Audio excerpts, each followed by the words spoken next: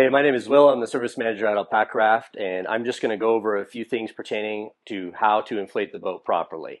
Here we've got a brand new raft. I just pulled it out of the stuff sack, and we can go ahead and inflate it together. Inside the stuff sack, it's also going to come with an inflation bag, and I also have a Pack-A-Pump here so that we can inflate the boat fully. When you get your boat, you can go ahead and unroll it. It's nice to have it on a table or a flat surface. It just makes it easier to work with.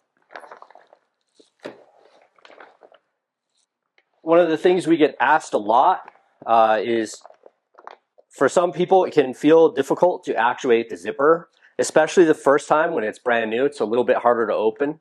So an easy trick for that is to either grab the end of the stern with a fist or even potentially trap it against the table, and that'll give you more leverage to open the zipper.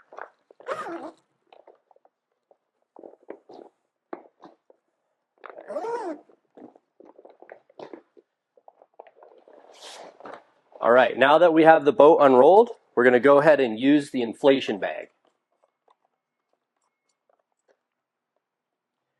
Recently, we made a rolling change to our valve to make it more airtight during the inflation phase. The trade-off to that is that because the valve is more airtight, it is also a little bit more difficult to use the inflation bag to get air inside of the raft. Because of this, you're going to have a few different choices on how you want to inflate the boat based on your preferences. Let's go ahead and unroll the inflation bag. Right now, I have the valve in the closed position.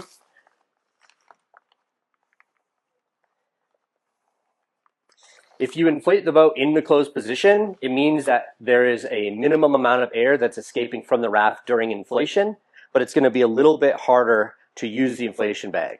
So you can see here,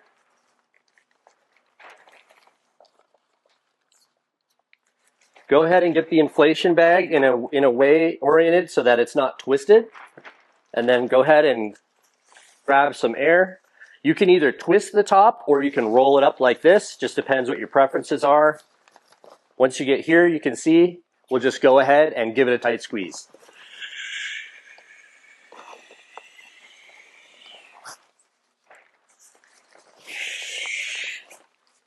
If this feels too difficult for you, your other option is to actually open the valve so you can get air in the raft faster.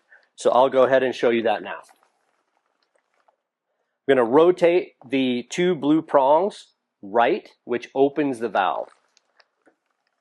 Go ahead and put the inflation bag back on. And then we're going to follow the same process. Make sure the bag's not twisted. Take up some air.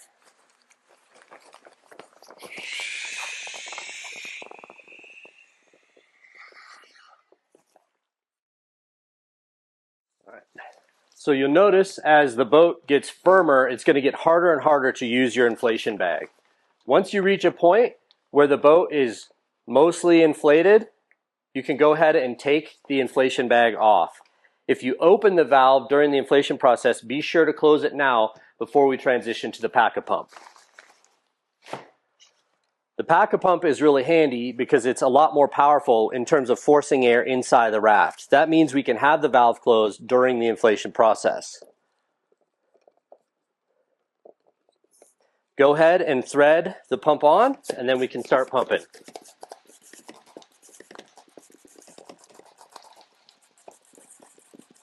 Notice that as I continue to use the Pack-A-Pump, the boat is going to get firmer and firmer. Most of the wrinkles that you could see initially have started to disappear, and that's a great way to tell that you're getting closer to proper tempering. With regards to tempering your boat, the main consideration is that you want the hull of the raft to be nice and firm so that the hull is stiff and it handles well in the water. The firmer it is, the better it's going to handle. But you'll notice that as you continue to pump the Pack-A-Pump, it's going to start giving diminishing returns. And as you continue pumping, it doesn't feel like it's getting much firmer. That is the point to stop using the Pack-A-Pump. You don't have to be afraid of using this Pack-A-Pump. It's very hard to overinflate because it pushes a small volume. So the main consideration is pay attention to how firm the boat is, and then use your judgment to determine if it's firm enough for you.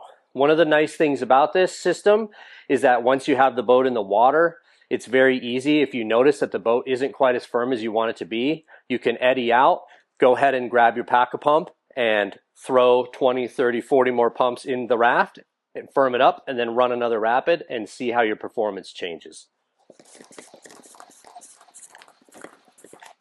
All right, that feels nice and firm, so that's sufficient for me. It's important to note that once you take this boat down to the water and it starts to get wet, it's going to cool the air inside of the raft, and that's going to reduce the pressure inside. So once it's sat in the water for a little while, if you're an eddy, you can even splash some water up onto the raft and cool things down faster.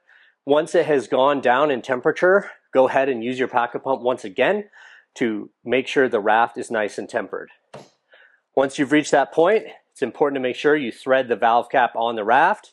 There's a gasket inside of the valve cap that is required to seal the valve fully, so make sure you have the gasket in your valve cap before you thread it on. Once the valve cap is threaded down snugly, we're ready to go paddle.